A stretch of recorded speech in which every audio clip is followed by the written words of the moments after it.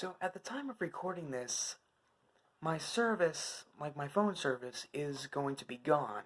So I might be away for at least a couple few days. But I'm not stopping doing videos. But with that said, I want to go over what I believe is, well,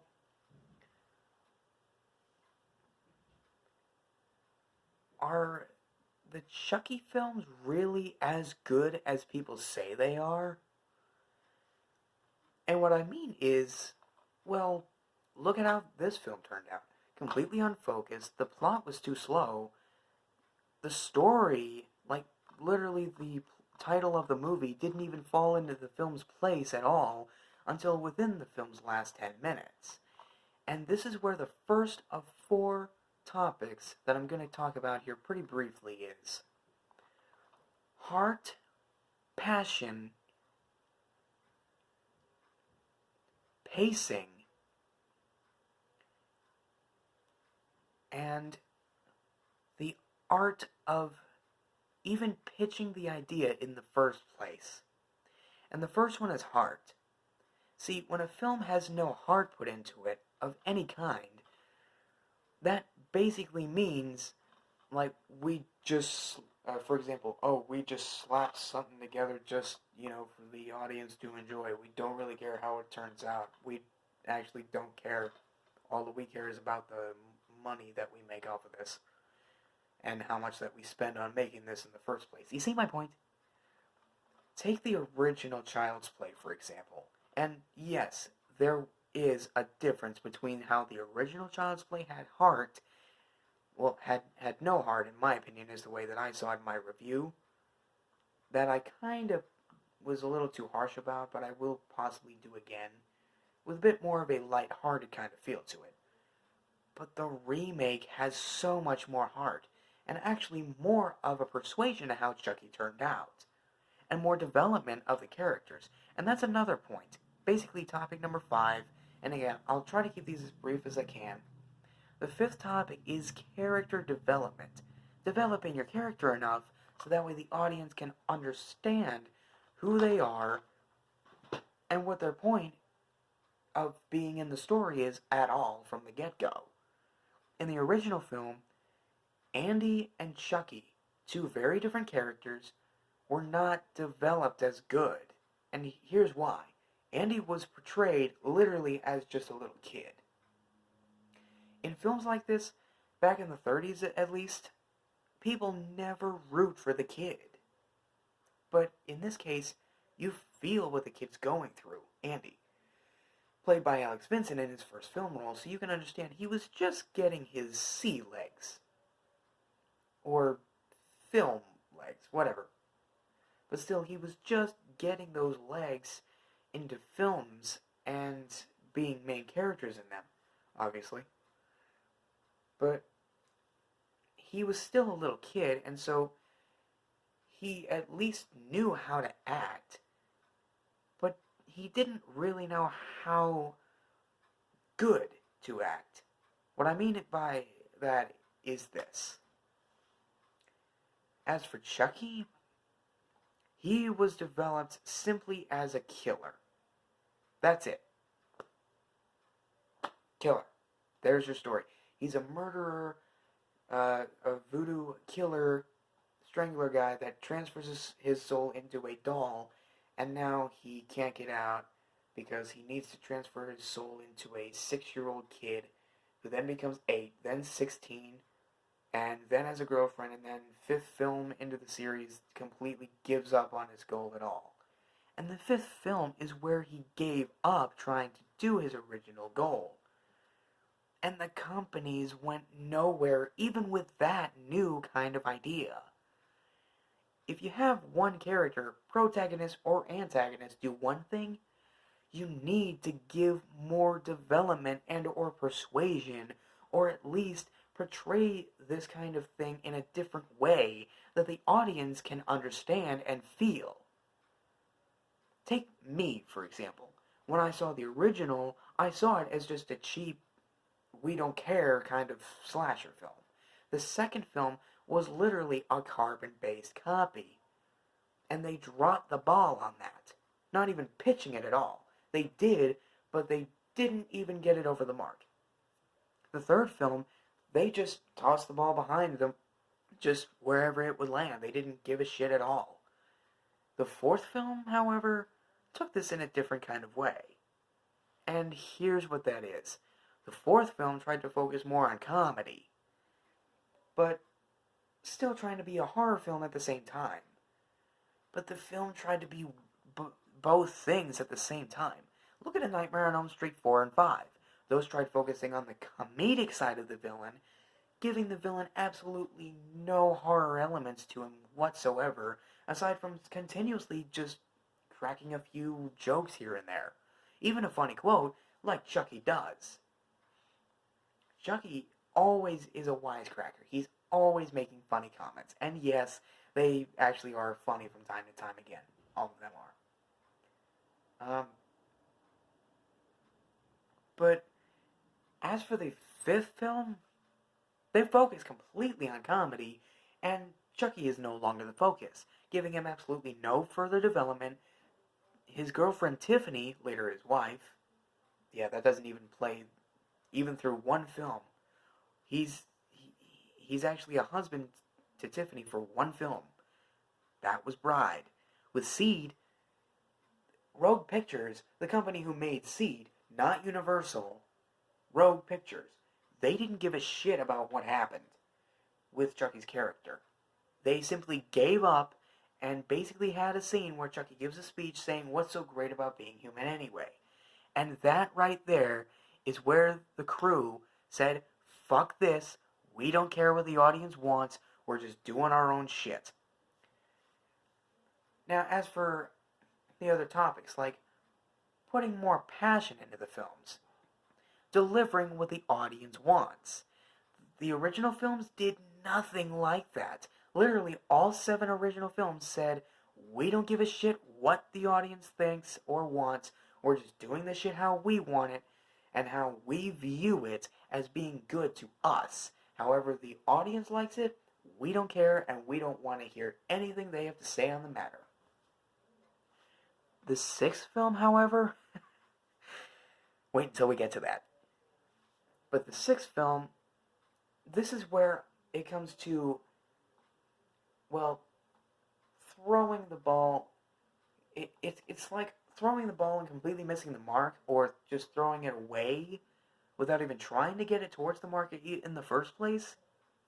The 6th one, and this had something similar with Harry Potter and the Half-Blood Prince. In this film, and this leads into my next topic, the pacing.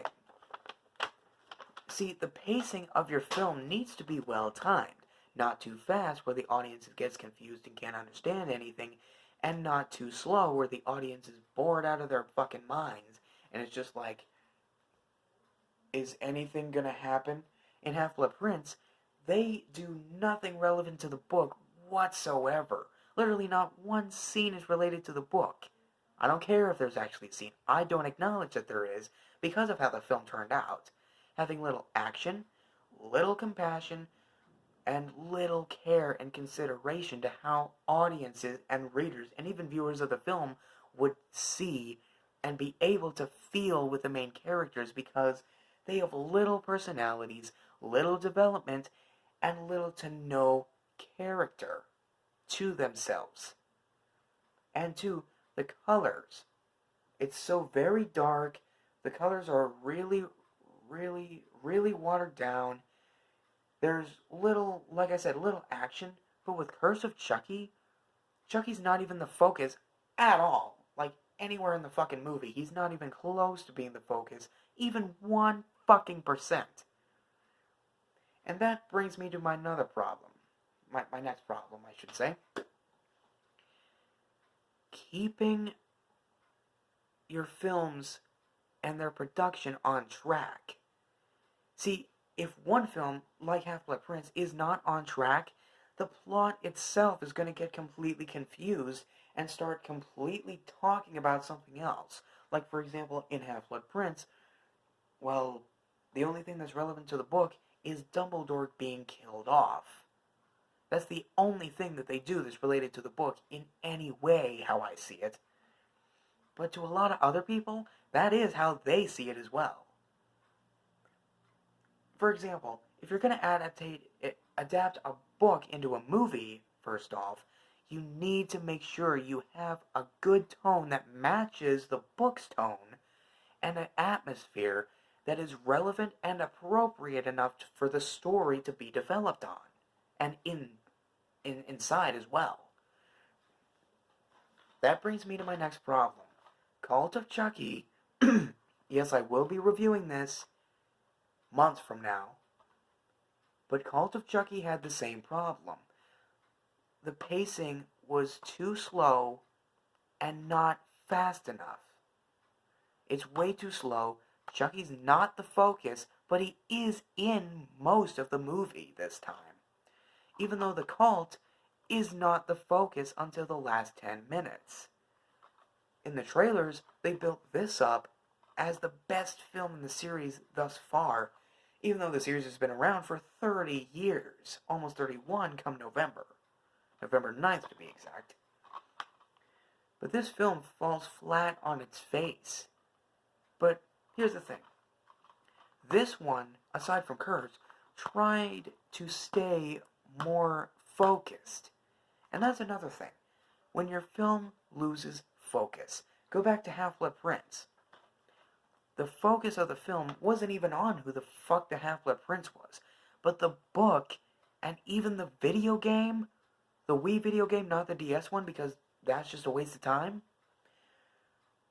actually does have relations to what the story is and what it's about and what it's dedicated to trying to convey with its entertainment, its action, and its ability to entertain to begin with. If you have a film that's based on a book, you got to make sure that you have a good and appropriate enough tone, atmosphere, and worth. You need to make sure that your film is worthy to be appreciated enough as the adaptation that it is and what it's adapted from. Because if you don't have this, audiences will say, fuck this, we don't care, we're just going to go to something else. This is the exact same problem, but almost as bad as Curse. While Curse's film had absolutely no focus on any of the characters whatsoever, no plot, no character development, and little to no relevance to the rest of the series other than a flashback, which is literally just something that Universal pulled out of their asses just to throw into the final 30 minutes. Does that sound familiar? Except this did actually stay a little more focused on having Chucky be the center of the film, but not the cult. Your movie's title needs to be relevant to what it's actually about. Ad Astra, that title has nothing that fucking relates to the story at all, but it's still a good movie. Having a good tone, a good atmosphere, perfect and beautiful, stunning effects, but not relying on audiences just saying, this looks good, I want to see this, but really, what's going on is, oh, Ad Astra. That had nothing to do with the title. It had no action in it whatsoever. You see my point? There's one more film I want to talk about that has the exact same problem, but even worse than Curse of Chucky. But nearly the exact same as this. Which again, I will get to this, but that's months down the road. And that film, my friends, is another film that I'll be putting on the worst films of all time list. I'm going to get to that in the summer, but I'll be getting to that. And when I come back from my little break that I'll be taking after this video goes up, well, Paranormal Activity, the first one, not 2 through 6. Those are actually pretty good. This film is so confused, and the pacing is non-existent. Not being fast at all, and being unbelievably slow, straight to the point where the film flat out basically portrays itself as not giving a shit, not caring about what the film wants to do or be at all. 8 people worked on this film. I looked it up. 8 people worked on this piece of shit, and here's the thing. There's tons of activity, but no paranormal stuff. And this is one of the scariest movies of all time, and it has this many scary things in the entire movie. How many minutes in does it actually do that out of 86?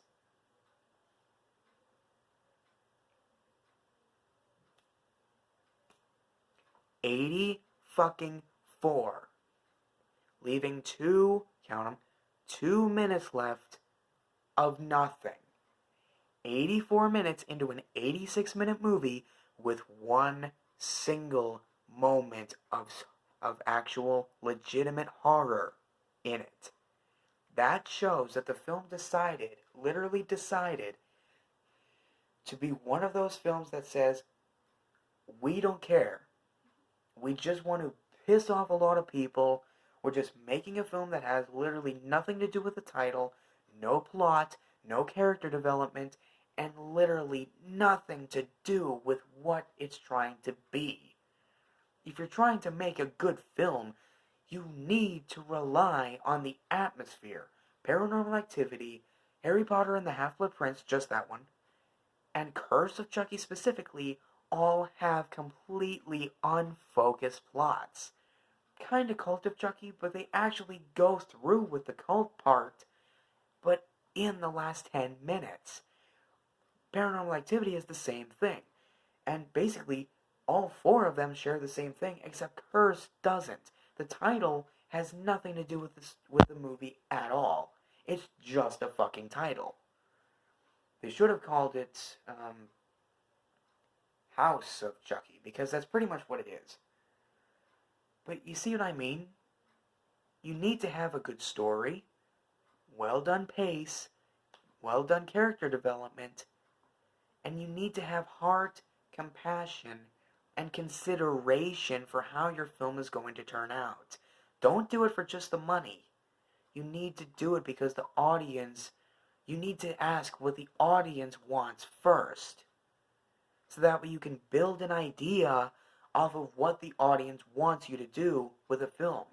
And then portray that by making said film and seeing how the audience responds to what they ask for. Half-Blood Prince. No one asked for that film to be as bad as it was, but it was one of the most anticipated and misadvertised films of all time.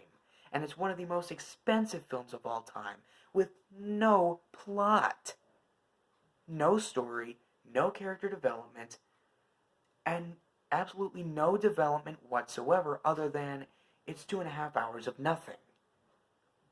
That film had no compassion. Paranormal Activity, once again, dwells on the exact same problem. Its focus is non-existent. It's not focused on trying to be anything. It's just a film that's made to piss you off, and it's just something that you're not going to enjoy even if you go see it. People actually left the theater because they were scared. That's the most ridiculous fucking thing I've ever heard relating to a film as garbage as that. Because the main 2 characters are completely unsympathetic, uncharacteristic, and completely non-caring or consideration-worthy assholes. And that's one last thing. Rooting for a certain character to make it out in the end, but giving them enough development first. Take the movie Hardcore Henry. I don't have that film yet, but I actually saw it, and I enjoyed the fuck out of it. But the pacing was so unbelievably fast. Gave me absolutely, literally 0.5% of character development and action, literally the last 99 or at least 98.5% of the movie. 99.5%. And that film was way too fast. And it kind of ended kind of out of nowhere. With as soon, and like the second, I'm not even joking, legitimately, the first second after Henry kills both of the main villains, there's two, by the way, I won't spoil who their names are because I can't remember, but as soon as he rids himself of the second villain, the movie's over. Literally. The end. That's too fast and not enough development. Putting heart into it, but not putting enough in it so that way the audience can follow what's going on. Because when they leave, they're going to be scratching their heads saying, what the fuck did I just watch? And a lot of other films, along with the worst movies of all time, and again, we'll get to that in a few months, but we'll get to that. A lot of films need to have a certain pace. Look at the remake of Child's Play. The remake of Child's Play.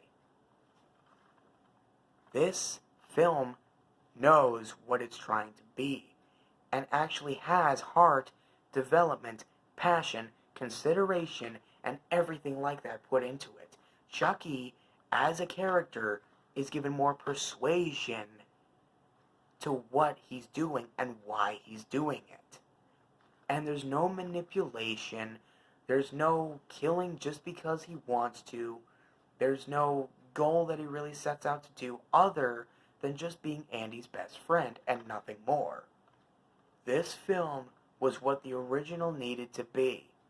Well-paced and having enough heart and consideration and passion put into it. Enough character development for the protagonist and the villain. Your villain needs to have enough development in order for us to understand that villain and what they're doing and why they're doing it. You understand what this Chucky does in this film, but you don't care about what the original Chucky does in the original 7 films that I don't know why the hell were made in the first place because of how they turned out. Not just made in general, just because of how they turned out. This film needed to be that. Having enough heart and the company and the crew giving a shit. Because the scares are effective in this film. And all of them you don't expect from the get-go. The original, you expect everything. This film was better conceived. It was much well-paced, the timing was perfect, the setup was brilliant, and the unbelievable climax was everything that you would want in a horror film, no matter what the year is. In fact, just a climax of a film in general. Half-Blood Prince has a climax that just says, Half-Blood Prince by, oh, he's dead.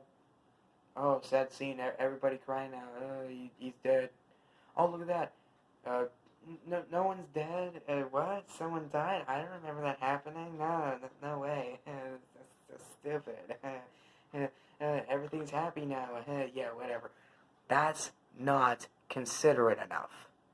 That's not giving your film time to give the audience more of an emotion to feel. And that's the last thing that I'll talk about right here before I gotta go. When your film doesn't have enough development on a character or characters, and it doesn't have a consistent plot that is able and easy enough to be followed and understood clearly enough, no matter if it's a comedy, drama, action film, adventure, fantasy, or horror film, you will fail at doing that. Because you need to have time, persuasion, character development, and all of those other things that I've discussed. If you want to make a good film, you cannot drop the ball, throw the ball away or step out of the way and not even attempt to catch it. And one last thing, when you tell the pitch, like for example, when a writer is going to pitch his film idea to a movie company, for all of the films that I've discussed in this video, every single one of the people at these companies, Warner Brothers, Paramount Pictures, and Universal, all basically said, no, don't even pitch the ball to us. We're not even going to attempt to catch it. We don't care. You're going to write the story, and we're going to develop it how we want to. Not giving a shit about what you want in the story or how you write it. We're just going to take your idea from you, have you supervise, but we're going to tell you what to do and how to do it. Because we don't care about the audience. We don't care about what they want to be entertained by. We do things our way, and you have to get all the backlash. We care about the money. Fuck everyone else. We don't care because we're self-righteous. And I say no.